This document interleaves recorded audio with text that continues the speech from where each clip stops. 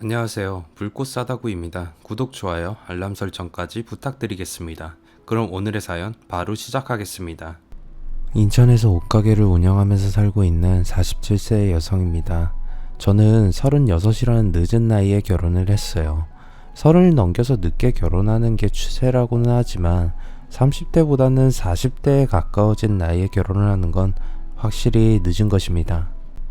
독신주의자로 결혼 같은 건 생각도 안 하고 혼자 살다가 우연한 기회에 마음이 달라져서 결혼을 했던 건 아니에요. 전 누구보다 사랑하는 남자를 만나서 가정을 꾸리고 살기를 절실하게 원했지만 여건이 되지 않아서 늦은 결혼을 할 수밖에 없었어요. 저는 20살이 되면서부터 죽기 살기로 일하면서 악착같이 돈을 벌었습니다. 지금 와서 생각해보면 그 시절에 저는 멋에 씌었거나 돈의 원수진 사람처럼 다른 건 아무것도 생각하지 않고 돈만 벌었습니다.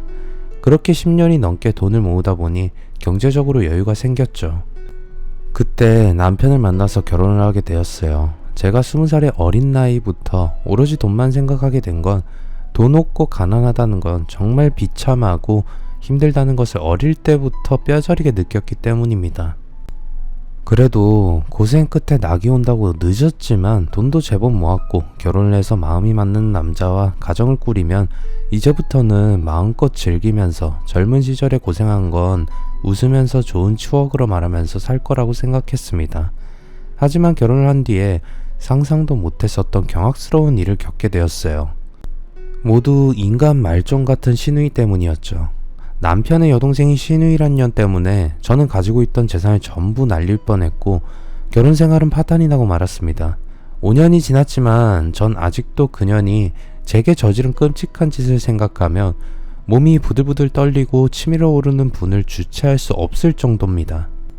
그래서 세상에는 인간 같지도 않고 이렇게 파렴치한 년이 버젓이 돌아다닌다는 걸 여러분들에게 알리기 위해서 제가 겪은 충격적인 일들을 모두 말씀드리려고 합니다. 저희 집은 넉넉하진 않았지만 그런대로 먹고 사는 데는 지장이 없는 형편이었어요. 아버지는 엄마와 함께 반지하에서 세를 얻어서 조그마한 봉제 공장을 운영하고 계셨어요. 큰 돈을 벌지는 못하셨지만 부모님은 열심히 일을 하셨고 경기를 타지 않고 안정적으로 공장은 운영이 되었어요. 하지만 아버지가 저지른 한순간의 실수로 인해 저희 집안은 완전히 몰락하고 말았어요. 제가 초등학생일 때였어요. 그 당시에는 정부의 햇볕 정책으로 금강산 관광이 막 시작되었을 때였어요. 언론에서는 매일같이 남북 경제협력을 떠들어댔고 분위기로만 보면 당장이라도 통일이 될 것만 같았어요. 그러자 여러가지 헛소문들이 떠돌기 시작했습니다. 요즘은 그걸 찌라시라고 하죠. 그런 근거 없는 소문을 대다수는 남북 경제협력에 관련된 것이 많았는데 아버지의 친구분은 이제 곧 남과 북이 힘을 합쳐서 공업단지를 만들 거라는 말을 했어요. 아버지는 그게 무슨 말도 안 되는 소리냐고 하셨지만 친구분은 남북 합작 공업단지가 만들어지면 떼돈을 번다면서 아버지를 그 사업에 투자하는 기업의 투자 설명회에 데리고 갔다고 합니다. 투자회사의 간부라는 사람은 마치 부흥회의 목사처럼 열변을 토하면서 1,000만원만 투자를 하면 1억을 벌 수 있다고 확신에 찬 목소리로 강조해서 아버지의 마음을 움직였다고 해요. 투자 설명회에서 돌아온 아버지는 엄마와 상의를 했어요. 여보, 1,000만원으로 1억을 번다니 나는 아무래도 믿어지지가 않아. 그러니까 한 번 더 알아보고 돈을 투자하든지 해요. 나도 알아볼 만큼 알아봤어. 당신도 투자 설명회에 왔었다면 나랑 같은 생각을 했을 거야. 사람들이 정말 구름같이 몰려왔다고. 지금이 기회야. 망설이다가 늦으면 투자 기회를 놓치는 거야. 아버지는 그 사람들의 말에 완전히 넘어가서 아주 흥분을 하고 들떠 있었어요. 아버지는 같이 투자를 하기로 한 친구분과 어울려 다니시더니 은행에서 공장과 집까지 담보로 맡기고 2억이 넘는 돈을 대출받아서 투자를 하셨어요. 그 사실을 안 엄마는 깜짝 놀라서 아버지에게 따지셨어요. 여보, 당신 미쳤어? 집과 공장은 우리들의 전 재산이야. 만에 하나 잘못되면 우리 식구는 알거지가 되어서 길바닥에 나앉게 되는 거라고. 하지만 아버지는 자신있게 큰 소리를 치셨어요. 어허, 당신은 재수없는 소리 하지 말고 나만 믿어. 인생 한 방이야. 이제 곧 우린 벼락부자가 될 테니까. 엄마는 상의도 없이 전 재산을 털어놓은 아버지 때문에 걱정이 되어서 잠도 제대로 못 잘 정도였지만, 아버지는 투자업체가 보여주는 장밋빛 미래에 취해서 기대와 꿈에 부풀어 있었어요. 2억을 투자했으니 업체의 계산법에 따르면 아버지는 곧 20억을 벌게 되는 거죠. 그런데 몇 달이 지나도 업체에서 시작할 거라는 사업은 전혀 진척이 없었어요. 그제서야 걱정이 된 아버지도 업체 관계자를 만나서 물어보았지만, 그들은 정부에서 허가만 나오면 곧 진행할 거니까 걱정 말고 부자 될 꿈만 꾸라고 했어요. 하지만 곧 아버지는 모든 것이 사기였다는 걸 알게 되었어요. 어느 날 아버지의 친구분은 헐레벌떡 달려와서 업체가 투자받은 돈을 들고 잠적해버렸다는 날벼락 같은 소식을 전했어요. 아버지는 친구분과 함께 업체를 찾아갔지만 사무실은 텅 비어 있었습니다. 아버지는 몸에서 힘이 쭉 빠져서 그 자리에서 주저앉고 마셨어요. 그렇게 아버지는 사기꾼들에 속아서 전 재산을 날리고 큰 빚까지 지게 되었습니다. 그런데 정말 어이가 없게도 한참 뒤에 개성공단이 만들어지면서 아버지에게 큰 빚을 지게 만든 사기꾼들의 말은 그대로 들어맞았지만 이미 저희 집은 망해버린 뒤였어요. 그 사기꾼들도 성견지명이 있었던 건 아니었고, 그때 사회적으로 가장 떠오르는 핫 이슈였던 남북 경협이란 미끼를 던져 사기를 쳤던 겁니다. 까마귀 날자 배 떨어진 격이었죠. 엄마는 대성통곡을 하면서 아버지에게 어떻게 할 거냐고 몰아세웠지만 아버지도 뾰족한 대책이 있을 리가 없었죠. 공장과 집은 은행에 넘어갔고 저희들은 알거지로 길거리에 쫓겨나게 되었습니다. 그때 외삼촌이 저희 가족을 도와주었어요. 외삼촌은 당장 갈 곳이 없는 저희들을 외삼촌의 집에서 지낼 수 있도록 걷어주었어요. 대기업 임원으로 일하면서 재산이 많았던 외삼촌은 2층으로 된 단독주택에 살고 계셨는데, 정원에 있는 반지하 창고를 개조해서 저희 식구가 살도록 해주었던 거죠. 오빠 정말 고마워요. 신세는 꼭 갚을게요.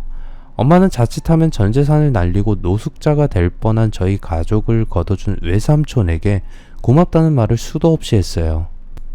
외삼촌은 기가 죽어서 고개를 푹 숙이고 있는 아버지를 딱하다는 듯이 쳐다보면서 내가 몇 번이나 근거 없는 헛소문에 속지 말라고 말했는데도 내 말을 안 듣고 끝내 대형 사고를 치는구만. 앞으로는 정말 정신 똑바로 차리고 살아야 돼. 형님, 여러 가지로 정말 죄송합니다. 아버지는 외삼촌의 질책에 고개를 들지 못했고 저희 가족은 외삼촌의 집에서 더부살이를 하게 되었습니다. 그때부터 저와 부모님은 외가 식구들 눈치를 보면서 살아야 하는 서러움을 겪게 되었어요. 외삼촌은 저희들 사정을 딱하게 여겨서 공장을 날리고 백수가 된 아버지를 외삼촌이 임원으로 있는 회사의 경비로 일할 수 있게 해주면서 여러 가지로 저희 가족을 배려해 주었지만, 외숙모는 달랐습니다. 갑자기 들어온 군 식구인 저희들을 거지 취급하면서 무시하고 하찮게 여겼습니다. 외숙모는 예전부터 돈이 없는 저희 가족을 아주 하찮게 여겼어요. 명절이 되어서 외가를 찾아가면 외숙모는 제가 인사를 해도 쳐다보지도 않았어요. 그런데 이제 더부살이를 하게 되자 외숙모는 저희 엄마를 가정부 취급하면서 부려먹었습니다. 이 집에서 사는 동안은 안주인인 내 말을 잘 들어야 돼. 그게 싫으면 당장 짐 싸서 나가도 좋아. 아니에요 언니, 저희들이 염치가 없죠. 뭐든지 언니가 시키는 대로 할게요. 말만 하세요. 엄마는 외숙모가 시키는 건 뭐든지 고분고분 따르면서 해야 했죠. 아버지는 엄마의 오빠인 외삼촌의 눈치를 보면서 더부살이를 했어요. 자신의 잘못으로 집안이 망해버렸으니 아버지는 매사에 외삼촌의 눈치를 봐야 했고 외삼촌의 운전기사를 자청하기도 했어요. 주말이 되어서 집에 있을 때는 집을 관리하는 집사 노릇도 하게 되었습니다. 아버지는 가족들을 위해 자존심 따위는 모두 버렸어요. 저도 사촌 오빠와 사촌 여동생에게 늘 기가 죽어서 지내야만 했어요. 특히 사촌 여동생은 저보다 2살이나 어렸지만 학교에 갈 때는 항상 제가 여동생의 가방을 들어주어야 했죠. 여동생은 당연한 듯이 제게 반말을 했어요. 돈이 있는 집안의 아이여서 여동생은 평소에도 버르장머리가 없었고 제멋대로 해서 집이나 학교에서 저를 자기 몸종처럼 부렸어요. 사촌들과 외숙모의 무시와 구박은 초등학생이었던 제게 돈이 없으면 사람이 이렇게 취급을 못 받고 비참하게 되는구나 라는 걸 확실하게 느끼도록 만들어 주었어요. 그때부터 저는 어른이 되면 수단과 방법을 가리지 않고 돈을 벌 거라고 굳게 마음을 먹었어요. 그렇게 5년 동안 저희 식구는 온갖 서름과 구박을 받으면서 외삼촌의 집에서 지냈고 저는 고등학생이 되었어요. 그때 저희 식구들에게 뜻하지 않은 시련이 다시 찾아왔습니다. 외삼촌이 교통사고로 갑자기 세상을 떠나신 것이었습니다. 외삼촌이 돌아가시자 외숙모는 노골적으로 저희 식구들에게 눈치를 주었어요. 외숙모는 이제부터 이 집에서 계속 살려면 월세를 내라고 했는데 그 액수가 기가 막혔습니다. 지금까지 공짜로 지내게 해줬는데 이제부터는 이 집에서 계속 살려면 월세를 내.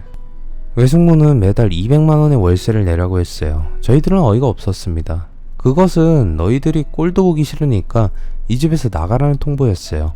엄마는 눈물까지 흘리면서 외숙모에게 사정을 했어요. 언니, 이제 곧 겨울이에요. 올겨울만 넘기고 봄이 오면 나갈 테니 그때까지만 여기서 지내게 해줘요. 하지만 외숙모는 엄마의 간절한 부탁을 거절했어요.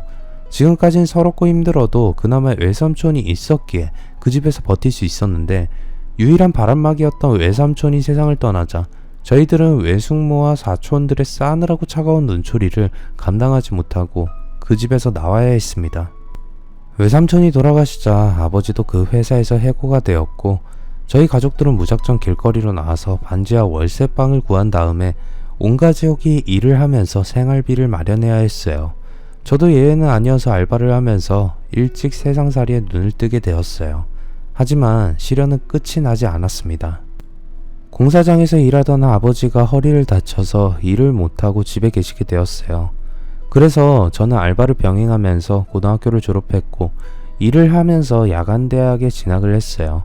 처음에는 대학은 포기하려고 했지만 엄마는 배우는 데는 시기가 있다고 하면서 지금 대학을 가지 않으면 나중에는 영영 기회가 없을 거라고 저를 설득했어요. 낮에는 일을 하고 저녁에는 대학 공부를 하는 고달픈 생활을 했지만 저는 여자가 사회생활을 어떻게 해야 하는지 저만의 철학을 가지게 되었죠. 제가 휴대폰 매장에서 일을 할 때는 남자 고객들이 오면 누구에게나 어머 오빠 안녕하세요. 부담 갖지 말고 구경만 해 라고 하면서 친한 척 애교를 부리면서 앵겨 붙었어요.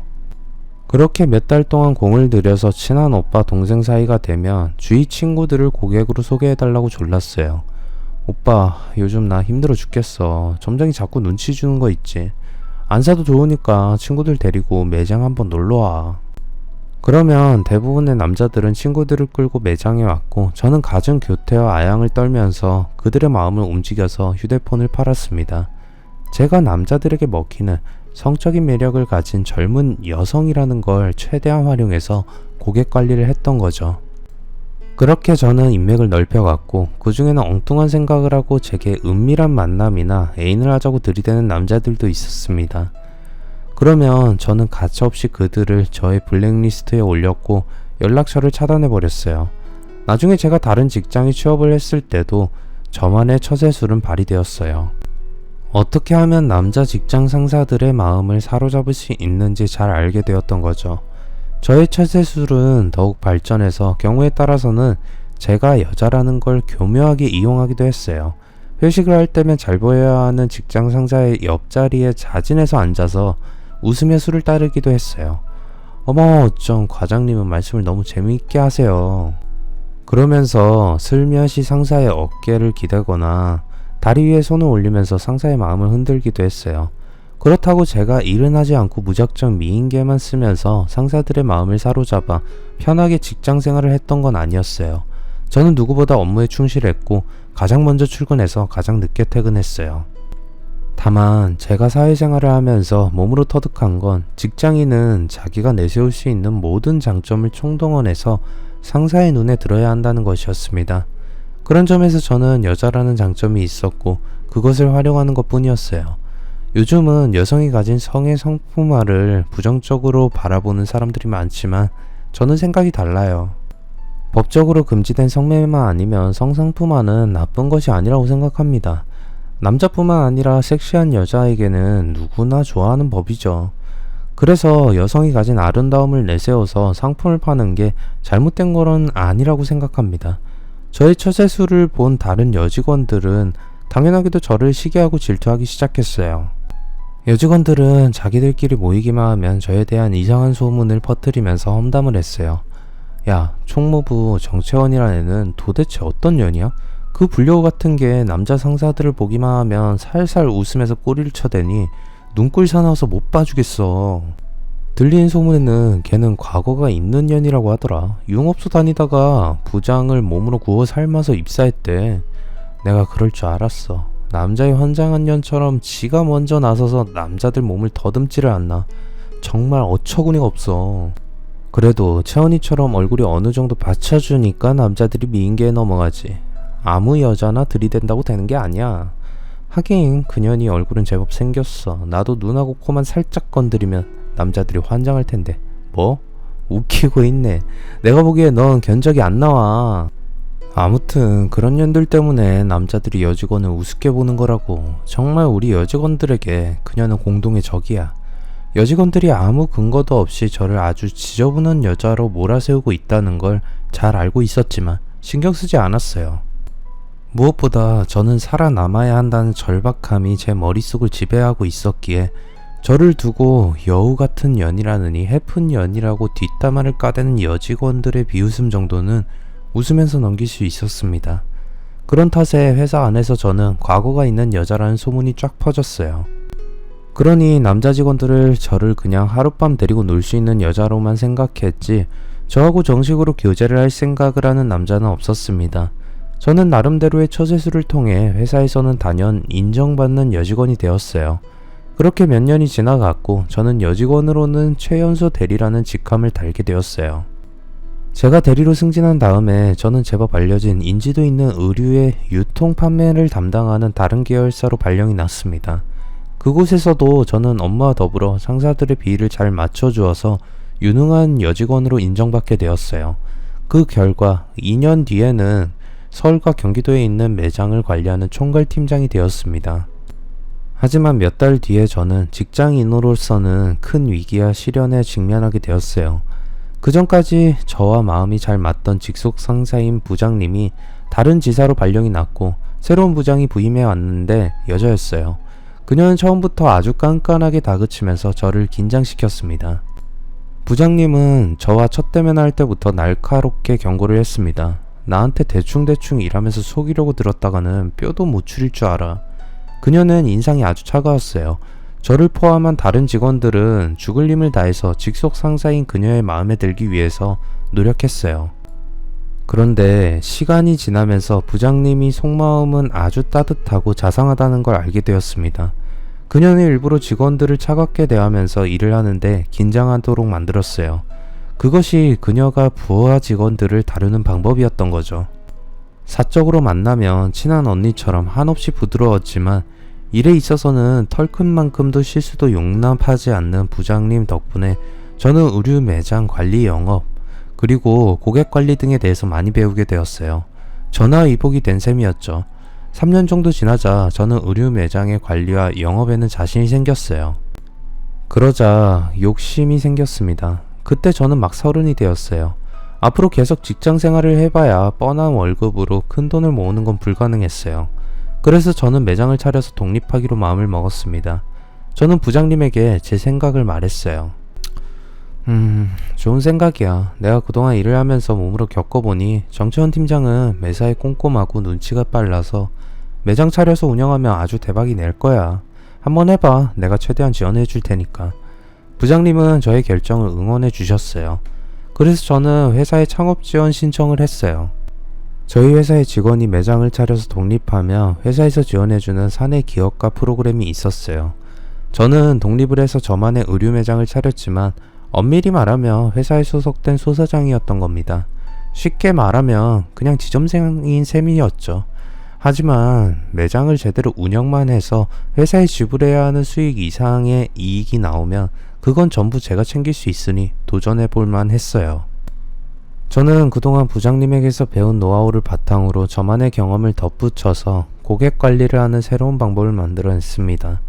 영업을 하는 사람들이라면 자기만의 고객 관리 노하우를 가지고 있을 겁니다. 저도 예외는 아니어서 처음 만난 사람에게 호감을 주는 법이나 자영업자의 생존법이나 인맥 만들기 같은 경영에 관련된 책도 읽으면서 노력을 했어요.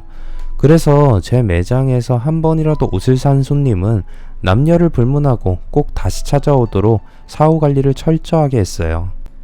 그리고 친해진 고객들은 확실하게 챙겨주었고 그들은 보답으로 새로운 손님들을 소개해 주었어요. 제 매장은 입소문을 타고 단골들이 늘어났고 회사에서도 하루가 다르게 늘어나는 매출을 보고 저의 능력을 인정해 주었습니다. 매장을 오픈한 뒤로 6년이란 세월 동안 한눈 팔지 않고 오로지 돈을 모으는 데만 신경을 썼어요. 그래서 저는 제법 돈도 많이 모으게 되었고 다른 매장도 하나 더 열게 되었습니다. 36이란 나이가 되었지만 저는 아직 제대로 된 연애 한번 못해본 처녀였어요.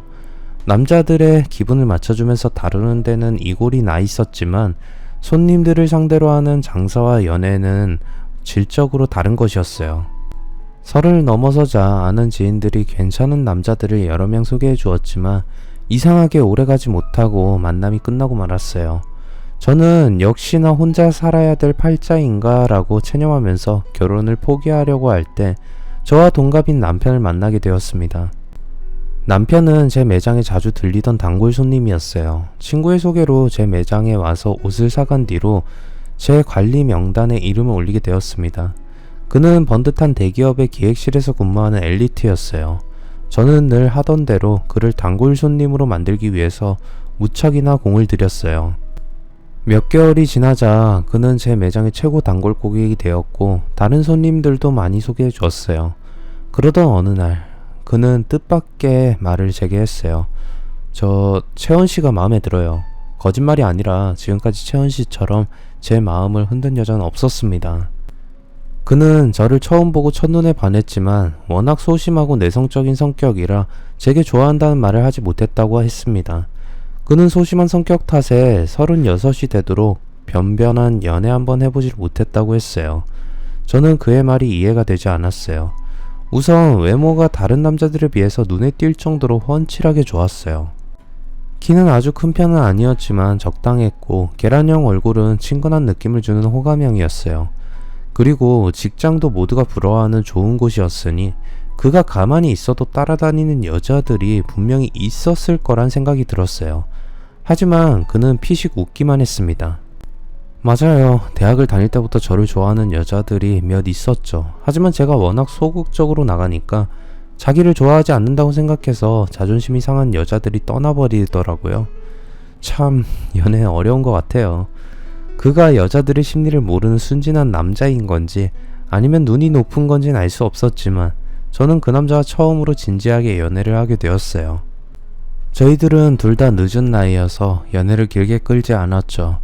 서로에 대한 애정과 사랑을 확인한 저희들은 바로 결혼을 하게 되었어요. 그런데 결혼을 한 뒤에 저는 남편에게 여동생이 있다는 사실을 알게 되었습니다. 저희들이 연애를 하는 동안에도 남편은 저를 시댁에 데리고 간 적이 없었고 여동생에 대해서 말한 적이 없었습니다. 그래서 저는 남편이 외동 아들이라고만 생각했는데 결혼을 약속한 뒤에 시댁에 인사를 드리러 가서 신우이를 처음으로 만나게 되었어요. 신우이는 남편과 10살이나 차이가 났어요.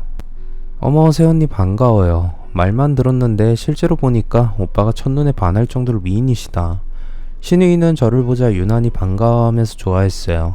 신우이는 2년 전에 대학을 졸업하고 취업 준비를 하는 중이라고 했어요. 신우이는 말이 많은 수다스러운 성격이어서 쉬지 않고 말을 했어요.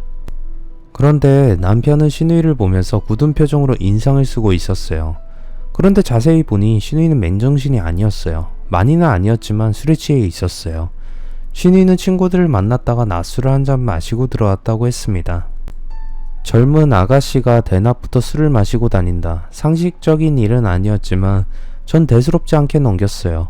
하지만 신우이와 술은 뗄래야 뗄 수 없는 관계라는 걸 나중에 알게 되었습니다. 신우이는 쉴 새 없이 제게 여러 가지 질문을 했어요. 남편의 어떤 점이 좋으냐, 옷가게는 잘 되는지 같은 의례적인 것도 있었지만 난처한 질문도 있었어요. 언니는 오빠 만나기 전에 애인이 몇 명이나 있었어요? 네? 전 성준씨가 처음이에요. 에이 거짓말. 언니처럼 예쁜 여자 그럴 리가 없잖아요. 솔직하게 말해요. 나 다 이해해요. 이런 걸 물어서 저를 곤란하게 만들었어요. 시어머니가 나서서 미정이 너 새언니 무한하게 왜 짓궂은 장난질을 쳐. 그만해. 뭐 어때. 어차피 지나간 일인데. 오빠도 한때는 여러 여자 울렸잖아. 전 신우이의 뜻밖의 말에 겉으로는 드러내지 않았지만 속으로 깜짝 놀랐어요. 남편이 불쾌한 표정으로 벌떡 일어섰어요. 야, 술 마셨으면 곱게 들어가서 잠이나 자. 어디서 헛소리를 하고 있어? 새언니가 인사를 하러 온다는데 시누이라는 게 술이나 처먹고 다니고 잘한다.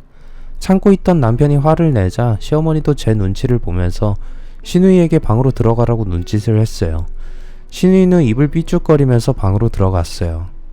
이제 그만 가자. 미정이가 술만 마시면 이상한 소리를 해. 그러니까 신경 쓰지 마. 남편은 좀 전에 시누이가 했던 말이 신경 쓰이는지 제게 변명을 했어요. 저는 남편이 여러 여자를 울렸다는 말을 대수롭지 않게 흘려들었는데 남편과 시어머니는 아주 민감하게 반응을 했습니다. 저는 오히려 그것이 더 이상했죠. 하지만 남편에게 묻지는 않았어요. 결혼 후에 시누이는 자주 제 매장에 들렸습니다. 시누이는 혼자 오는 법이 없었어요. 항상 남자와 같이 왔어요. 그런데 문제는 시누이와 함께 오는 남자가 매번 바뀐다는 겁니다. 전 시누이에게 남자친구들이 많다고만 생각했어요. 그런데 뜻밖의 사실을 알게 되었어요. 하루는 시누이가 매장 문을 닫을 때쯤 혼자 왔어요. 언니, 내가 남자들 데리고 와서 장사에 도움을 많이 줬으니까 오늘은 언니가 술 한잔 사줘. 시누이의 말은 틀리진 않았어요. 시누이는 올 때마다 남자에게 옷을 사달라고 보채서 여러 벌의 옷을 사가곤 했어요. 그래, 미정이가 영업사원 노릇을 톡톡하게 했으니까 오늘은 내가 한턱 쏠게. 저는 분위기 좋은 맛집으로 시누이를 데리고 가서 기분 좋게 술을 마셨습니다. 그때 저는 시누이의 남자 관계를 물어보았어요. 미정이, 넌 남친이 많은 모양이야? 뭐 몇 명 있어. 저번에 데리고 왔던 애는 고등학교 친구인데 지금 나랑 동거하고 있고, 지난번에 데리고 왔던 애는 애인이야. 그리고 이틀 전인가 왔던 애는 그날 처음 만난 파트너야.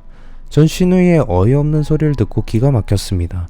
시누이가 동거를 하고 있다는 것으로 저는 금시초문이었는데 동거를 하고 있으면서 애인과 깊은 관계를 가지는 파트너까지 있다는 겁니다. 동거도 혼인신고만 안 했을 뿐이지 엄연한 사실혼인데 시누이의 무분별한 남자 관계는 용납될 수는 없는 일이었어요. 미정아, 너는 동거를 가볍게 생각하는데 동거도 결혼의 일종이야. 너 그러다가 동거남이 알면 정말 큰일 난다. 그래서 철저하게 비밀로 하고 있어. 그러니까 언니도 내 동거남이 다시 만나면 절대 모른 척 해야 돼. 전 어떻게 하는 게 좋을지 고민이 되었어요. 시누이의 철없는 불장난 같은 남자편 남자 관계를 그냥 두고 볼 것인지 아니면 말려야 하는지 혼란스러웠던 거죠. 그리고 시누이에게는 남자 관계 말고도 나쁜 버릇이 하나 더 있었습니다. 술을 마시며 항상 끝장을 보려고 들었어요. 완전히 취해서 인사불성이 될 정도로 마셔야 직성이 풀리는 겁니다. 게다가 시누이는 거의 매일 술을 마셨어요. 그것도 맥주를 몇 잔 마시는 정도가 아니라 소주를 몇 병이나 취해서 쓰러질 정도로 마셔댔어요. 그날도 시누이는 취해서 혀가 꼬이는데도 술을 더 마시려고 했어요. 언니, 우리 딱 한 병만 더 마시자. 안 돼, 너 혼자 소주를 5병이나 마셨어. 이제 그만 마셔. 아이, 언니. 시누이는 술을 더 마시겠다고 하면서 버텼지만 저는 억지로 시누이를 일으켰어요. 저는 시누이와 같이 택시를 타고 시댁으로 갔습니다. 엉망으로 취한 시누이의 꼴을 본 시어머니는 난감한 표정으로 제게 미안하다고 말하셨어요. 야, 미안하다. 아휴, 미정이가 술이라면 아주 환장을 하고 덤비니 나도 미치겠다. 시어머니는 시누이가 알코올 중독 증상이 있다고 했어요. 시누이는 대학 졸업을 앞두고 취업을 준비했는데 계속 실패를 했고 벌써 3년째 취업 삼수를 하고 있었으니 답답한 마음에 술로 달래다 보니 이 지경이 되어버렸다고 하셨어요. 시어머니의 부축을 받으면서 시댁으로 들어가는 시누이를 보고 저는 집으로 돌아왔어요. 그날 밤 저는 남편에게 시누이의 복잡한 남자관계에 대해서 물어보았어요. 남편은 이미 알고 있었죠. 미정이가 정말 싫어하는 게 2가지가 있어. 자기가 마시는 술잘 빼앗는 거고 남자관계 정리하라는 말 듣는 거야. 시누이는 작년부터 취업을 위한 스터디 모임에서 만난 동기와 사귀다가 동거를 시작했다고 합니다. 지금은 둘 다 백수라서 동거남이든 시누이든 먼저 취업을 하면 바로 결혼식하고 혼인신고를 하기로 했답니다. 남편은 시누이에게 그렇다면 동거남 외에 다른 남자 관계는 깨끗하게 정리를 하라고 했지만 시누이는 말을 전혀 듣지 않는다고 했어요. 결혼은 여자의 무덤이야. 무덤 속에 들어가기 전까지는 확실히 즐길 거야. 그러니까 오빠도 나한테 잔소리 하지 마. 미정아, 너 그러다 동거남이 알기라도 하면 어쩌려고 그래? 그리고 다른 남자랑 관계하다가 덜컥 임신이라도 되면 정말 끝장이야. 그러니까 지금이라도 정신 차려. 동건남한테는 내가 비밀로 하고 있고 다른 놈이랑 관계할 때는 비밀 확실하게 하고 있으니까 걱정하지 마. 신우이가 이렇게 나오니 남편과 시어머니도 어쩔 도리가 없었다고 합니다. 신우이는 저희 매장에 새로운 애인을 데리고 나타났고 어쩌다 제게 술을 사달라고 조르기도 했어요. 하지만 저는 신우이의 술버릇을 본 뒤로 그녀와 술자리는 피했어요. 그리고 몇 달 뒤에 신우이의 동거남이 원하던 직장에 들어갔다고 했어요. 신우이와 동거남은 결혼을 했고 혼인신고를 마쳤습니다. 그런데 신우이는 결혼을 한 뒤에도 자기가 했던 말과 다르게 남자관계를 정리하지 않았어요. 저는 매일 불안한 마음으로 하루하루를 보내고 있었는데 결국 일이 터지고 말았습니다.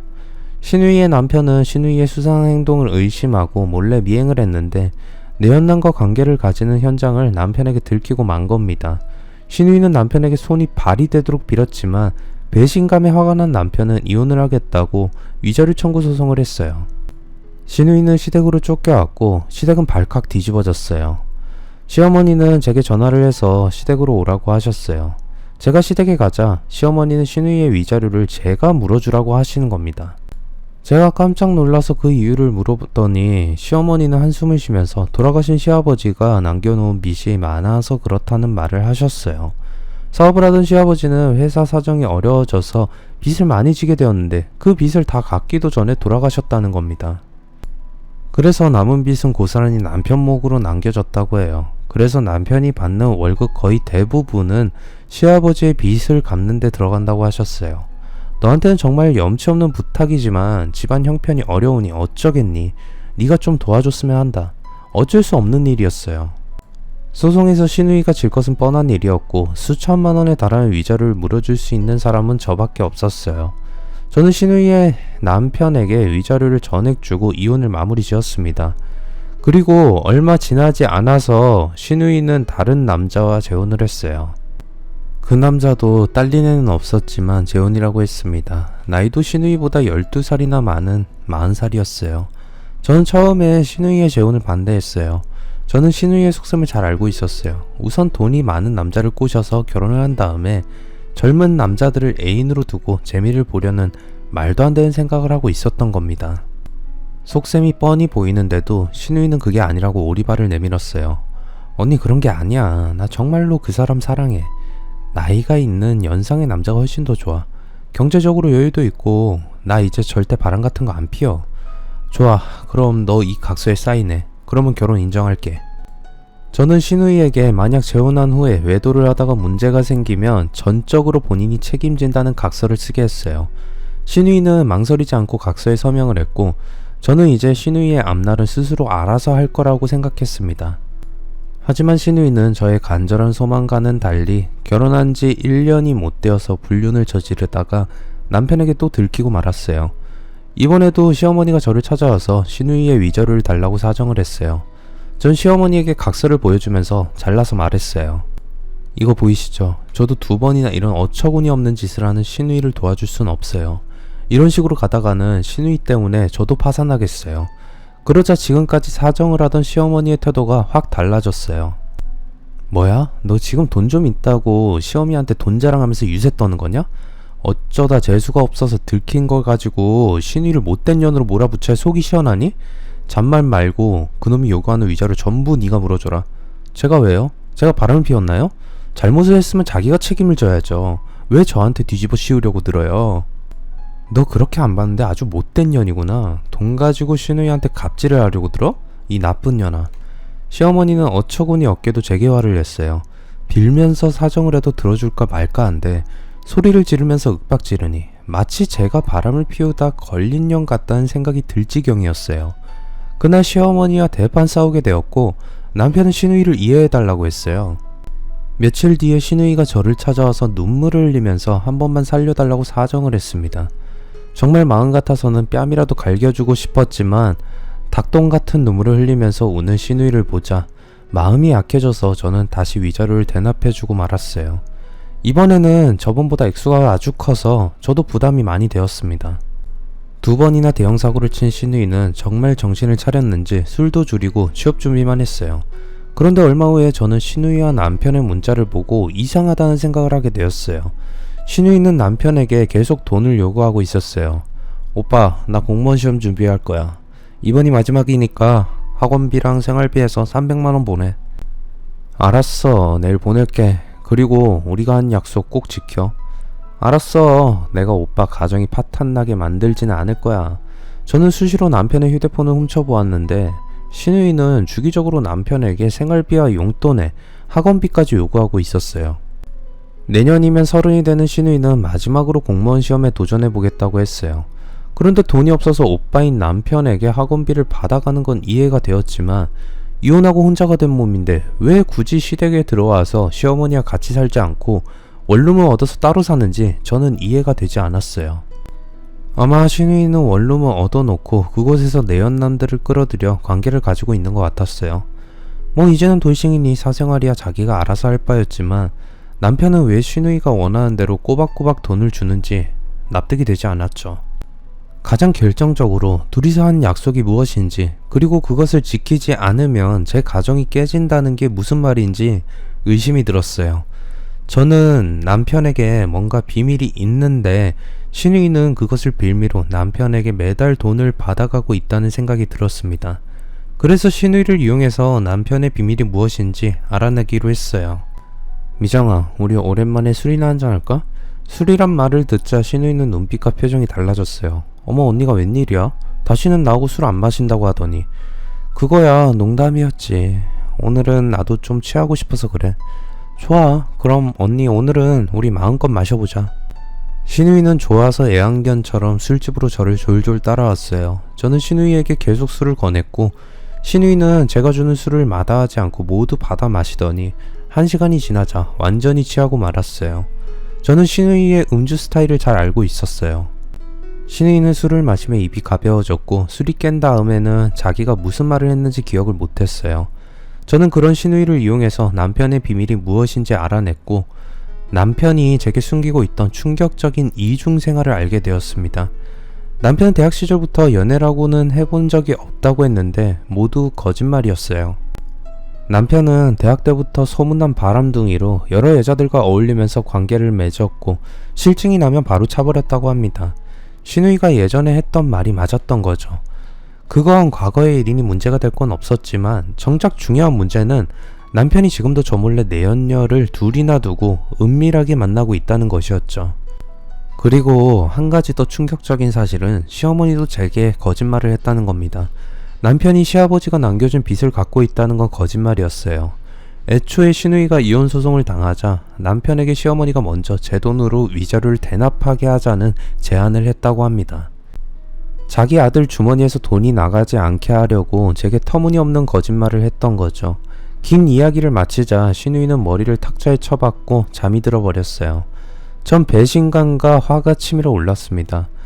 저는 신우이가 취중에 한 말을 전부 녹음해 두었기에 그것을 바탕으로 남편의 뒷조사를 해서 외도에 대한 증거들을 찾아냈어요. 전 바로 남편을 상대로 이혼 소송을 했고 시어머니를 상대로 제가 준 신우이의 위자료를 돌려달라는 소송을 했어요. 시어머니는 엄연히 저를 속이고 사기를 친 겁니다. 시어머니는 노발대발하면서 제게 쌍욕을 했지만 저는 시어머니와 남편을 상대로 한 소송에서 모두 이겼습니다. 그렇게 저는 5년간의 결혼 생활을 끝냈어요. 제가 남편의 불륜을 몰랐다면 아마 시어머니와 신우이는 저를 병신같은 호구로 생각하면서 저를 속이고 제 돈을 자기들 돈처럼 가져다 썼을 겁니다. 부부가 같이 긴 세월을 같이 살아가기 위해서는 무엇보다 서로에 대한 믿음이 있어야 한다고 생각합니다. 어떠한 이유로도 배우자를 속이는 순간 결혼 생활은 아무런 의미가 없는 껍데기만 남게 된다는 것을 알아야 한다고 생각해요. 두 번째 사연입니다. 서울에서 살고 있는 50세의 남성입니다. 전 어린 시절부터 부모님의 사랑이라고는 받아보지 못하고 자랐습니다. 제 머릿속에 남아있는 부모님의 모습은 항상 핏대를 올리며 서로에게 입에 담지 못할 욕을 하면서 싸우는 모습뿐이었어요. 엄마와 싸우다가 성질을 이기지 못한 아버지는 집안의 물건들을 부수면서 분풀이를 하셨어요. 그래서 저의 어린 시절은 긴 터널 속에 들어간 것처럼 어둡고 우울했습니다. 저는 어른이 되어서 부모님 밑에서 독립을 하게 되면 좋은 일이 생길 거라고 생각했어요. 그런데 성인이 되어서 결혼을 한 뒤에 저는 더 엄청나고 기가 막힌 일을 당하게 되었습니다. 제가 세상에서 가장 사랑했던 아내 때문에 죽을 고생을 하면서 모았던 돈 모두 날리고 지옥 같은 경험을 하게 되었던 거죠. 저는 이곳에서 아내에게 배신을 당한 아프고 비참한 경험을 한 다른 분들의 사연을 자주 보았지만 제 아내는 다른 남자와 바람이 나서 남편을 버린 것과는 차원이 다른 어처구니 없는 짓을 저질렀어요. 아내는 저를 버린 것뿐만 아니라 자기가 낳은 딸에게도 엄마로서는 할 수 없는 짓을 저질렀어요. 전 그것 때문에 아내를 용서할 수 없습니다. 고슴도치도 자기 자식은 귀하게 여긴다는데 아내는 그런 짐승만도 못한 인간 이하의 짓을 태연하게 저지르고도 반성은커녕 적반하장 같은 뻔뻔스러운 태도를 보였습니다. 여러분들이 제 이야기를 들으시면 너무 충격적이어서 사실이 아니라고 생각하실지도 모릅니다.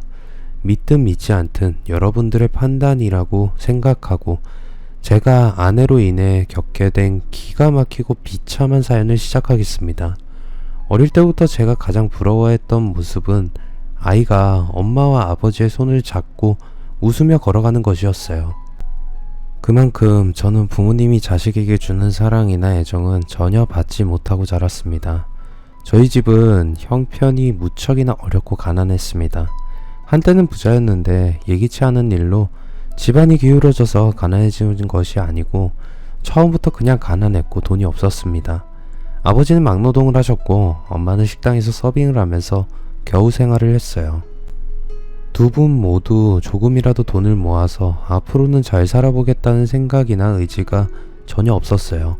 돈이 있으면 있는 대로 전부 써버렸고 없으면 주위 사람들에게 돈을 빌렸어요. 아버지는 일을 해서 버는 돈의 대부분을 술을 마시거나 경마를 하는데 써버렸어요. 그래서 엄마에게 생활비를 거의 주지 않으셨습니다.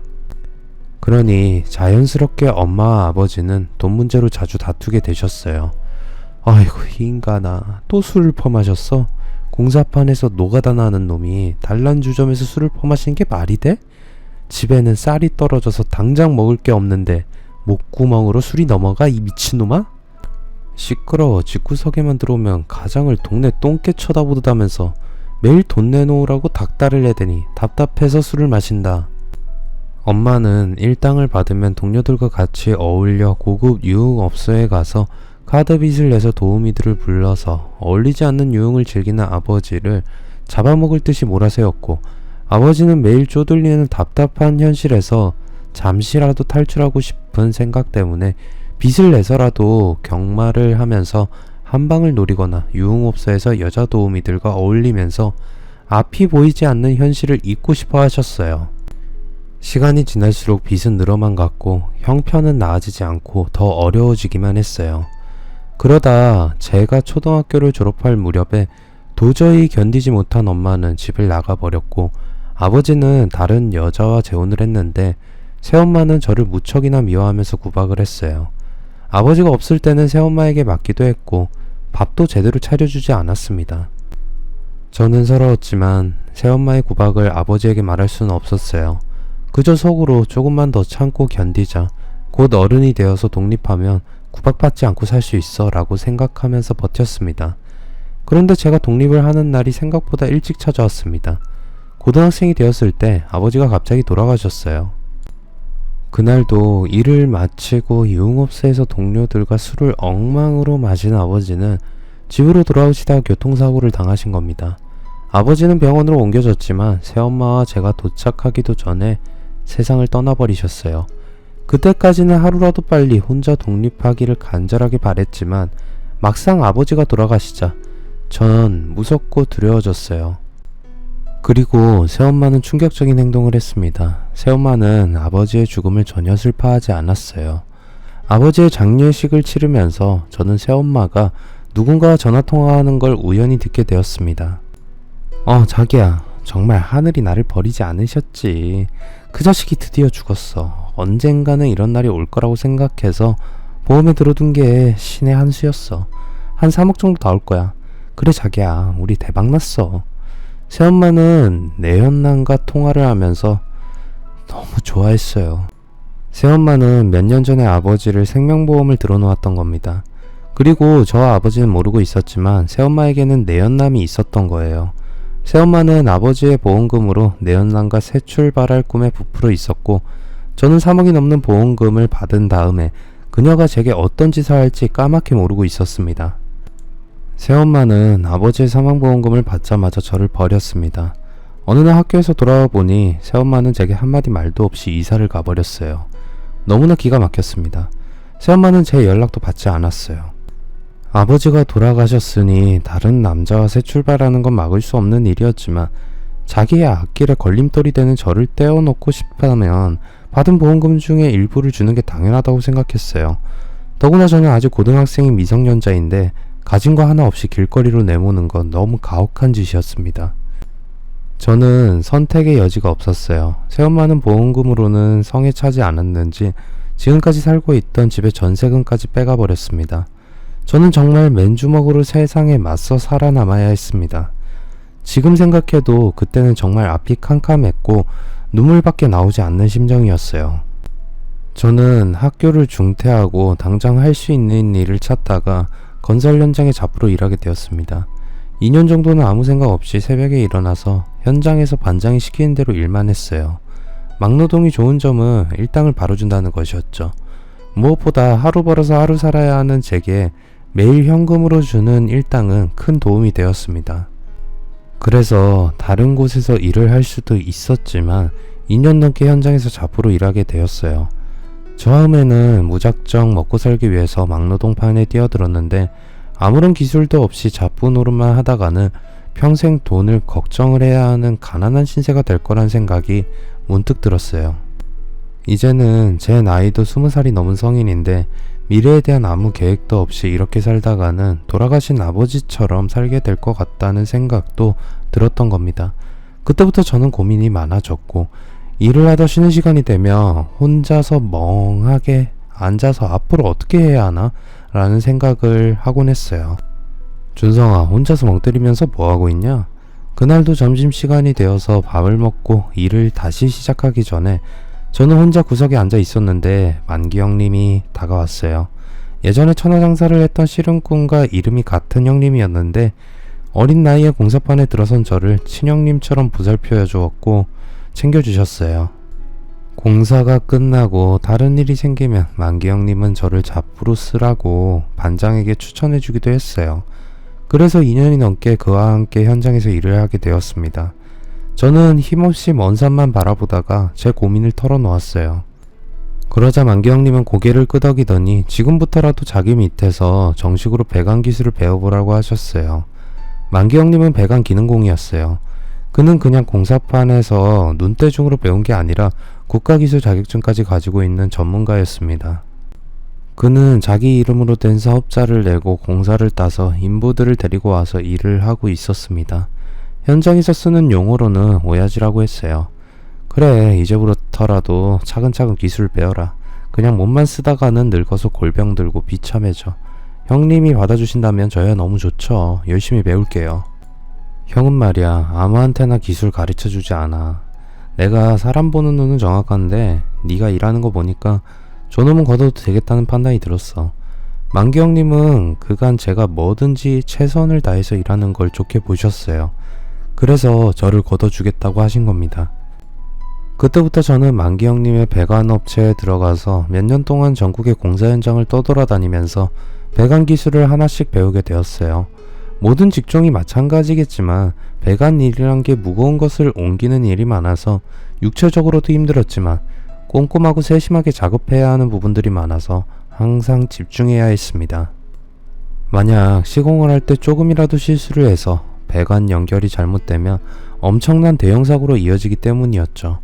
그렇게 몇 년간 공사판을 쫓아다니면서 기술을 배우며 정신없이 살아가는 사이에 저는 30살이 되었습니다. 어느 날 술자리에서 형님은 사귀는 여자는 있냐고 물으셨어요. 제가 아직 결혼은 생각 안 해봤다고 말하자 형님은 정색을 하셨어요. 준성이 너 잘못하다가는 내 꼴 난다. 형님은 50을 바라보는 나이에 왜 아직 노총각으로 살고 있는지 제게 말해주었습니다. 처음에는 먹고 살기 위해서 배관 일을 시작했는데 하다보니 그 일이 너무 좋고 재미있어서 일하는데 미쳐서 살다 보니 40을 넘겨버렸다고 했어요. 돈도 제법 모았고 집도 있으니 늦었지만 가정을 꾸리려고 주위 사람들의 소개로 여러 여자들을 만나봤는데 형님은 자기가 생각하는 결혼과 여성들이 생각하는 결혼과는 너무 차이가 났다고 했어요. 만나는 여자들은 하나같이 형님이 가진 재산에만 관심을 가졌다고 했어요. 모아둔 재산은 얼마냐, 수입은 얼마나 되느냐라는 것들만 물었다고 해요. 형님은 남은 인생을 같이 할 동반자를 찾는 것이 아니라 자신이 중고품 시장에 나온 물건 같다는 생각이 들어서 맞선을 보지 않게 되었다고 합니다. 돈에 눈이 먼 여자들의 욕심 때문에 형님은 결혼 같은 건 포기하고 비혼주의로 살기로 마음을 굳혔다고 했습니다. 하지만 저는 시기를 놓치지 말고 결혼을 하라고 당부를 하셨어요. 일만 열심히 하는 저를 볼 때마다 형님은 자신의 젊었던 시절을 보는 것 같아서 걱정이 된다고 하셨어요. 8년이 넘게 배관일을 하니 저는 기술자가 되었고 형님의 권유로 시험을 쳐서 자격증도 따게 되었어요. 그러자 형님은 저를 부장으로 승진시켜 주었습니다.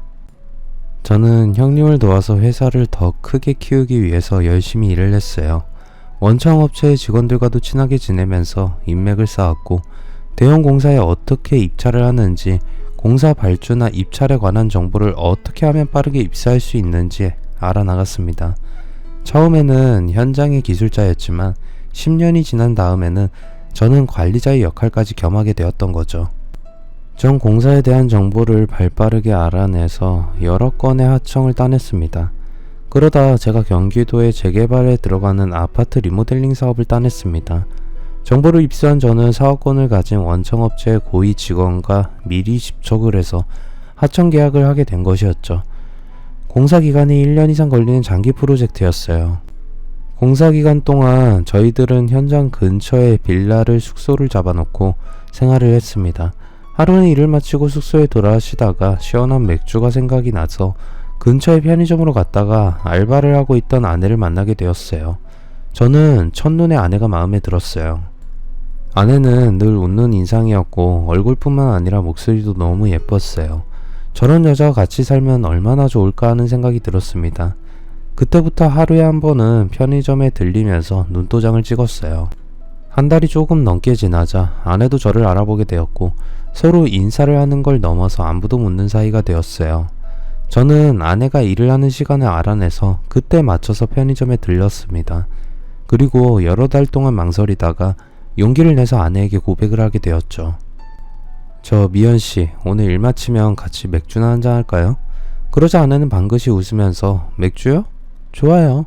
저도 오늘은 일 마치면 집에 혼자 캔맥주나 마실까 생각하던 참이었어요. 아내는 의외로 순순히 데이트 신청에 응해 주었어요. 그날 저희들은 가까운 공원에서 캔맥주를 마시면서 데이트를 하게 되었고 그 뒤로는 자주 같이 밥을 먹거나 맥주를 마시면서 가까워지게 되었어요. 이제는 서로 연인이라고 생각할 사이가 되자 아내는 자기가 어떻게 살아왔는지 말해 주었습니다. 아내는 어릴 때 부모가 교통사고로 한꺼번에 돌아가시면서 친척에 맡겨졌는데 그 친척은 10살이던 아내를 보육원에 보내버렸다고 해요.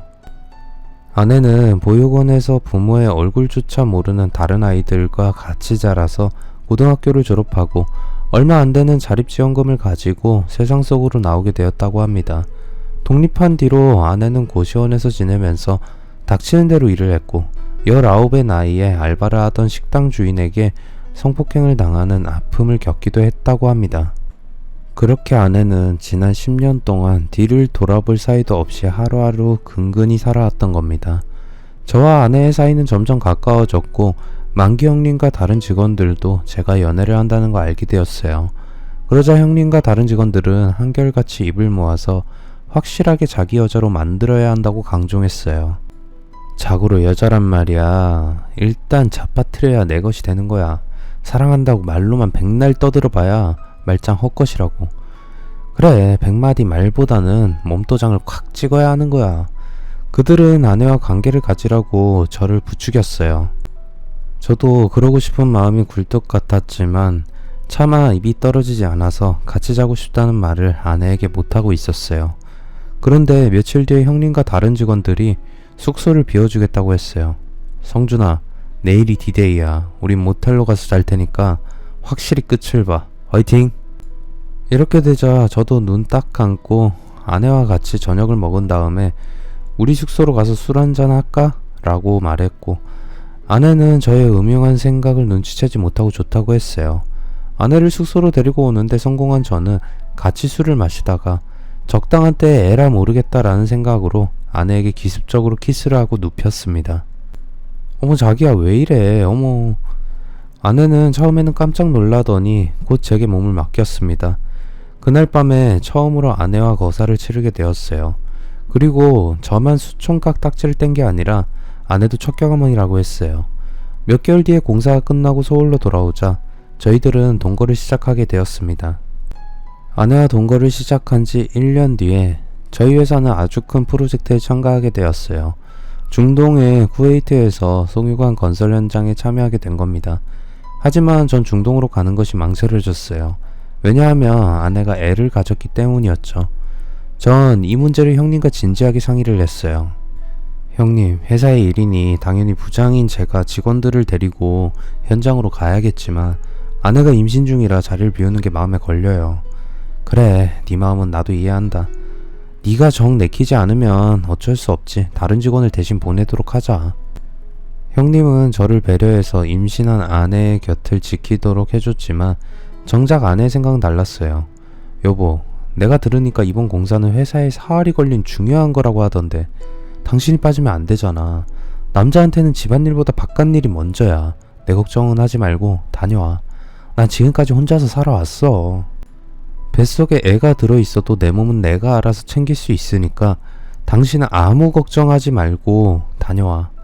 아내는 이렇게 좋은 기회를 잡는 것 쉽지 않은 일이니 자기는 걱정하지 말고 물 들어올 때 노젓는다고 3년만 고생하고 돌아와서 작은 카페나 하나 차려서 자기도 돈을 벌면 저희 부부가 애를 키우면서 사는 데는 지장이 없을 거라고 했어요.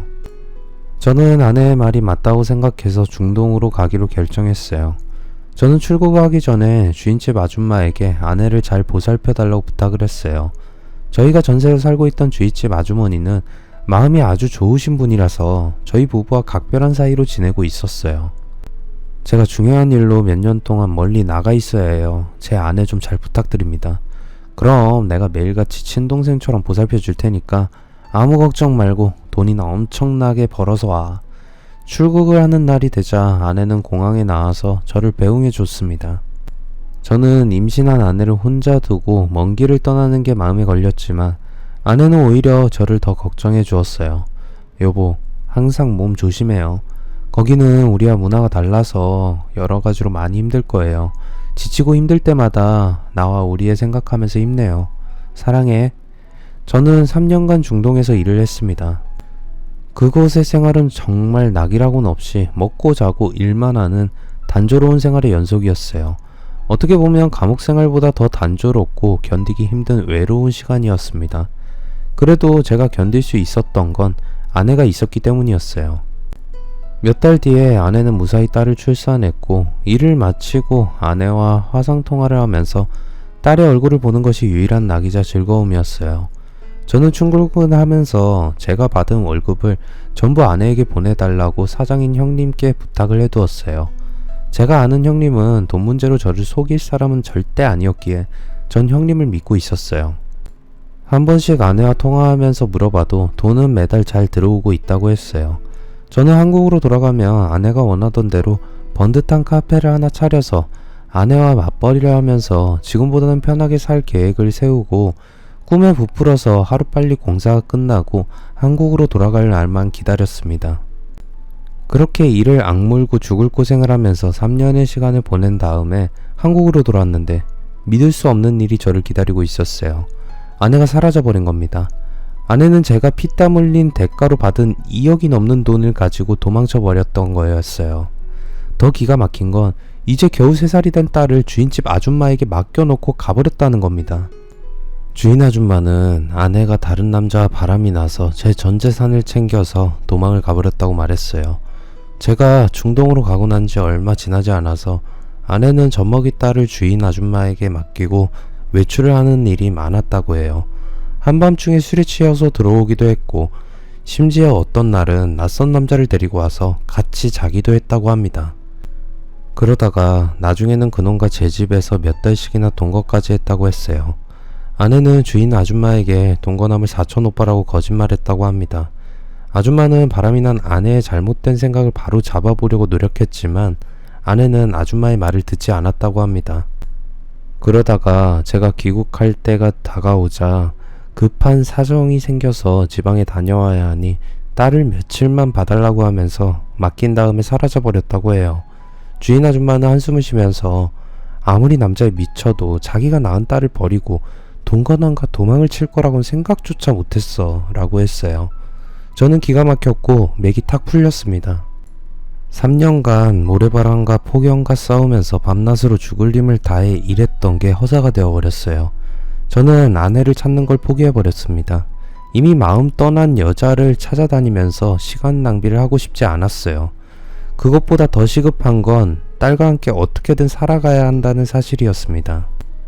저는 모든 것을 잊고 일을 하는 데만 신경을 집중했어요. 성준아, 힘들겠지만 다시 시작하자. 까짓 거 인생 이제부터 시작이라고 생각하면 돼. 만기 형님도 저를 다독이면서 바람이 나서 남편을 버린 년은 잊어버리라고 했어요. 누구나 말은 쉽게 할 수 있지만 당사자는 정말 가슴이 찢어지는 것처럼 고통스러운 법이었어요. 저는 몇 달 동안 자다가도 아내가 나타나는 꿈을 꾸고 벌떡 일어나곤 했어요. 그래도 저를 보며 웃는 딸을 보면서 기운을 내곤 했습니다. 하지만 남자 혼자서 어린 딸을 키우는 게 말처럼 쉬운 것만은 아니었어요. 초등학교에 들어간 딸은 자기는 왜 엄마가 없냐고 물어서 저를 당황하게 만들기도 했고 학교에서는 수시로 학부모 면담을 해야 하니 제게 학교로 오라고 했어요. 가장 당황스러웠던 건 학급마다 있는 어머니회에 참석하라는 통보를 받은 겁니다. 저는 망설이다가 어머니회에 나간 적이 있었는데 어머니회 회장은 딸에게 엄마가 없다는 걸 몰랐다고 하면서 사과를 했어요. 철이 들어서 사춘기가 되자 딸은 말이 없어졌어요. 친구들과는 휴대폰으로 웃으면서 쉴 새 없이 떠들어대다가도 저만 보면 입을 닫고 자기 방으로 들어가 버렸습니다. 저는 딸과의 거리가 멀어지는 것만 같아서 딸과 친해지려고 무던하게 노력했지만 딸은 좀처럼 제게 마음을 열지 않았어요.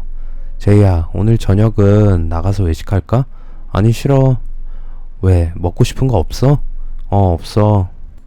그러지 말고 먹고 싶은 거 있으면 말해. 아빠가 다 사줄게. 아 진짜 안 먹는다고 했잖아. 왜 자꾸 귀찮게 해. 짜증나게. 딸은 저와 외식도 거부했고 같이 나들이를 가거나 여행을 가는 것도 싫어했어요. 저는 어떻게든 감수성이 예민해진 딸과 잘 지내보려고 나름대로 애를 썼지만 딸은 제게 마음을 전혀 열지 않았어요. 그러면서 저도 딸에게 섭섭한 감정이 쌓였고 저를 밀어내는 딸에게 감정이 상해서 화가 나서 싸우기도 했습니다. 제이야, 너 아빠한테 왜 이래? 불만 있으면 말을 해. 몰라, 그냥 나 혼자 있게 내버려둬. 좋아, 네 마음대로 해. 정 내가 싫으면 집에서 나가버려. 저는 딸에게 집에서 나가라는 말까지 하고 말았어요. 그 말이 딸의 감정을 더 상하게 만들었는지 딸은 일주일 넘게 방에서 나오지도 않았고 밥도 제가 집에 없을 때 자기 혼자 차려 먹었어요. 전 이대로 가다가는 부녀관계가 끝날 것 같다는 위기감이 들어서 고민하다가 싫다는 딸을 겨우 설득해서 심리상담을 받게 되었어요. 저와 딸을 교대로 면담한 다음에 심리 전문가는 딸의 상태에 대해서 제게 충격적인 말을 했습니다. 제가 상담을 해보니 따님의 마음속에는 엄마에 대한 그리움과 아빠에 대한 원망이 자리 잡고 있어요. 따님은 엄마가 사라진 게 아빠 때문이라고 생각하고 있어요. 아버님이 아내분이 무슨 짓을 했는지 말해주지 않아서 그렇겠죠.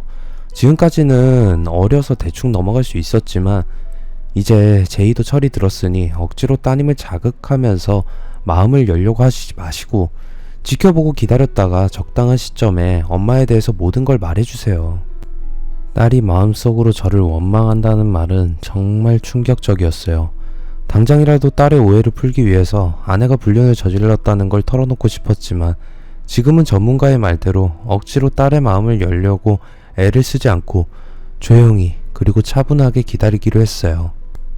그리고 딸에 대한 걱정을 잊기 위해서 또 남들보다 앞서 나가기 위해서는 예전보다 몇 배는 더 노력을 했습니다.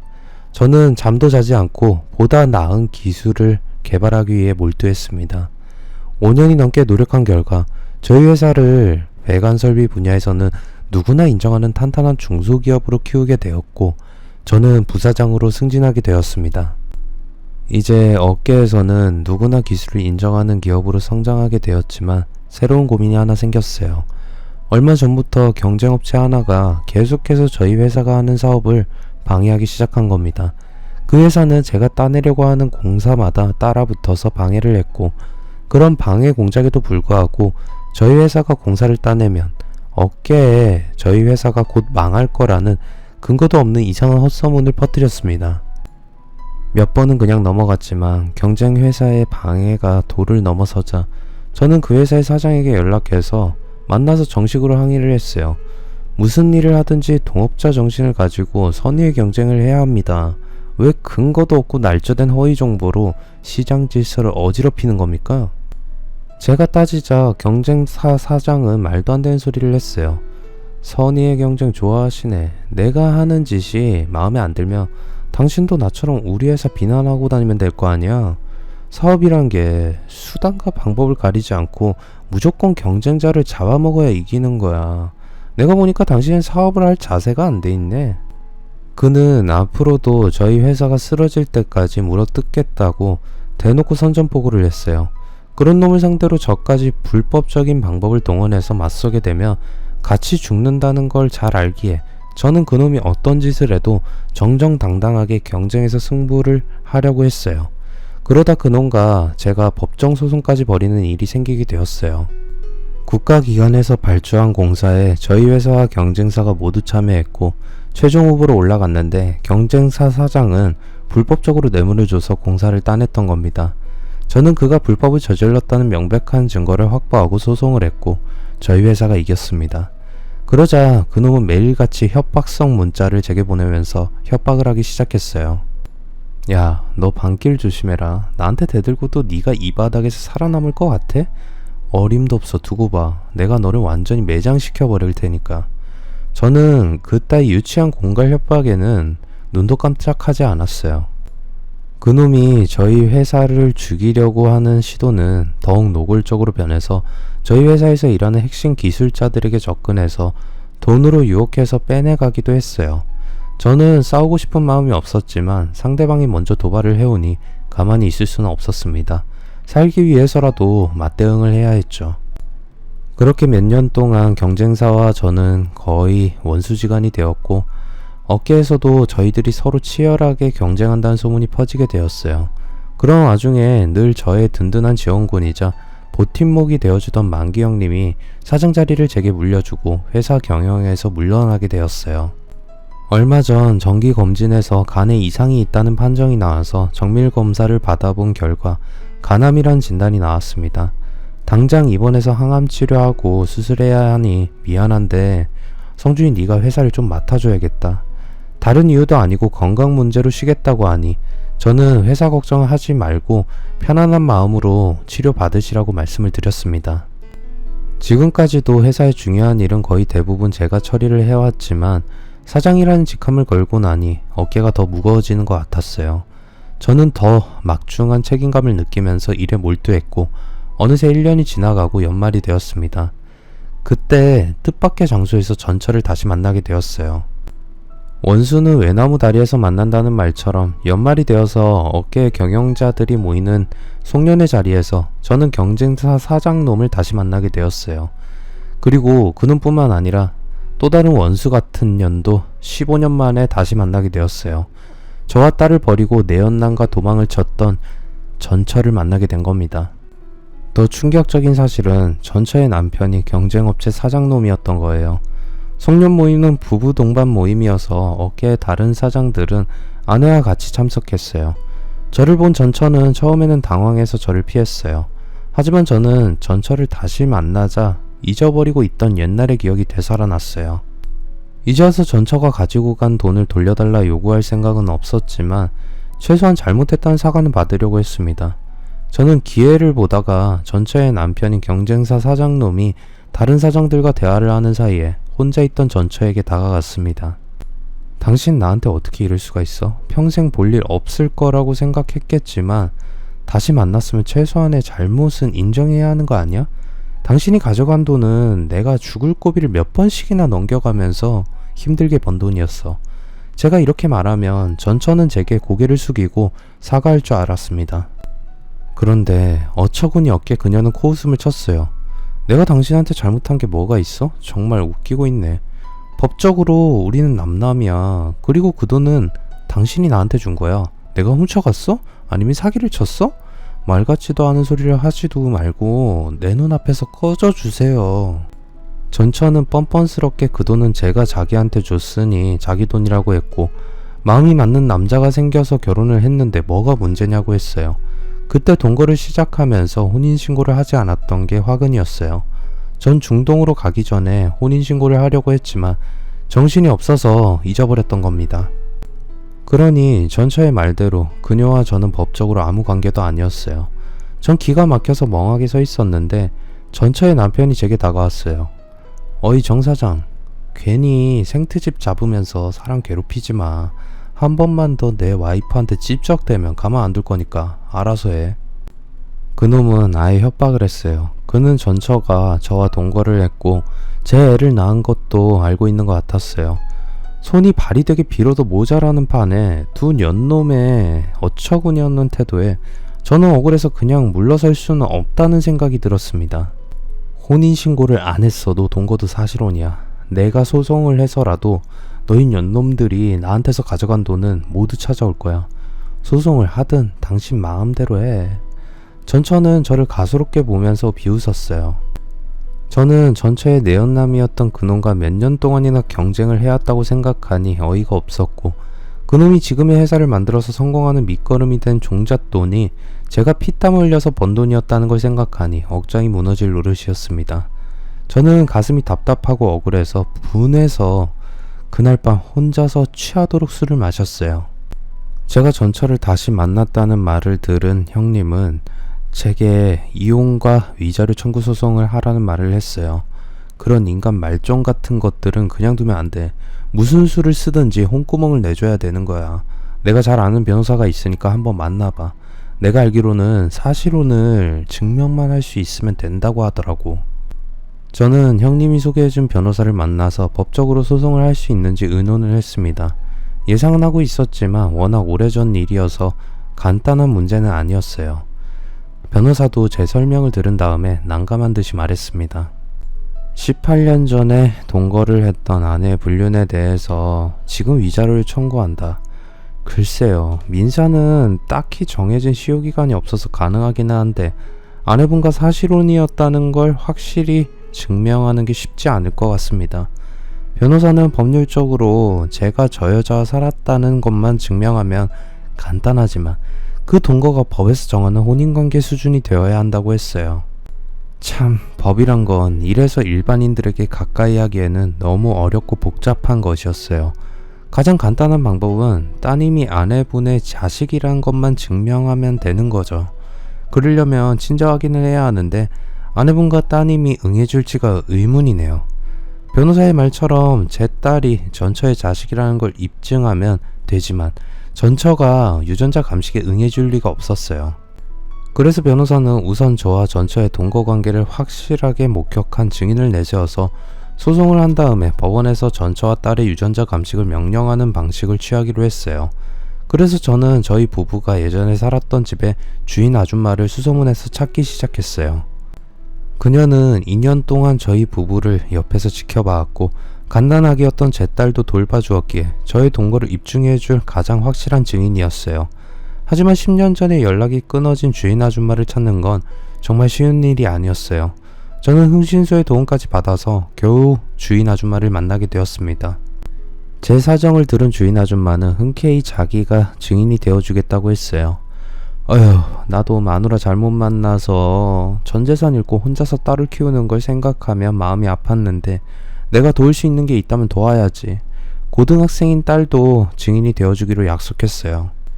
처음에 딸은 그런 문제에 끼어들고 싶지 않다고 하면서 거절했어요. 하지만 저는 그동안 딸에게 숨겨왔던 전처의 불륜을 모두 말해주었습니다. 그러자 딸이 제 부탁대로 증인이 되어주기로 했어요. 지금까지 저는 전처가 딸을 버렸다는 말만은 하지 않았는데 이제는 딸도 진실을 알아야 했기에 모두 솔직하게 털어놓았던 거죠. 소송이 시작되자 전처도 변호사들을 고용해서 맞대응을 했습니다. 법정에서 저희들은 치열하게 공방을 벌였고 저는 여전히 반성을 하지 않는 전처의 태도에 화가 나서 소리를 지르면서 말싸움을 하기도 했습니다. 판사는 딸에 대한 친자 확인을 명령했어요. 그러자 전처의 태도가 달라졌습니다. 아마 그녀는 변호사들이 유전자 감식을 하면 뻔한 결과가 나와서 소송에서 패하게 되니 그 전에 제게서 가지고 간 돈을 돌려주고 합의를 보는 게 좋을 거라고 전처에게 말했던 것 같았어요. 전처는 1억을 가지고 저를 찾아왔습니다. 그녀는 1억짜리 수표를 카페 테이블에 올려놓고 이걸로 합의하고 소송을 끝내자고 했습니다. 하지만 저는 그 수표를 돌려주고 전처의 얼굴에 찬물을 끼얹어 버렸습니다. 내가 돈 때문에 이러는 게 아니야. 네 년이 낳아서 버리고 간 불쌍한 제이가 내가 어떤 년인지 똑똑히 알아야 하기에 소송을 하는 거고 제이도 증인으로 법정에 불렀던 거야. 한번 시작한 이상 나는 끝까지 갈 테니까 너도 각오 단단히 하는 게 좋을 거야. 전 18년 동안 딸의 가슴에 맺힌 엄마에 대한 그리움과 상처를 이번 기회에 모두 없애줘야 한다고 생각했어요. 딸은 법정에서 전처의 구차한 변명을 모두 들었고 그동안 엄마를 동정하면서 저를 원망하던 마음이 달라지기 시작했어요. 아내는 법원의 유전자 감식 명령을 끝까지 따르지 않았습니다. 그러자 법원에서는 일주일 안에 자진해서 검사를 하지 않으면 강제로 집행하겠다고 통보를 했고 아내는 그제서야 모든 걸 체념하고 검사를 받았습니다.